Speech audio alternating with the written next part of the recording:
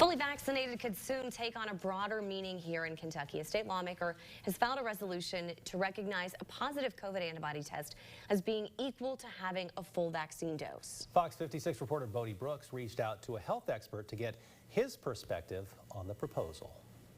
I recommend people take the vaccine. I've been recommending it since day one. But as the pandemic drags on, State Senator Ralph Alvarado wants Kentucky to have options and is proposing a resolution that would temporarily count COVID antibodies towards your protection. It would require a blood test to be drawn, have actual levels measured, and if you're at that level or higher, that we would recognize it as a state as being equivalent to being vaccinated. It would only apply over the next year, and Alvarado, a medical doctor, says antibodies would also have to meet a certain level. What we required is that if you have a 20th percentile or higher, so that out of 100 people, if you're in the top 80 for levels of actual neutralizing antibodies, that would count as being vaccinated. I think it's a reasonable consideration, especially when you're looking at things like chickenpox and other things we've done in the past. If you've had it before, we don't typically vaccinate afterwards. Fox 56 medical contributor Dr. Ryan Stanton says having a vaccine alternative is now a realistic option as current COVID strains present less risk and immune systems are becoming more familiar. We're now getting to that point where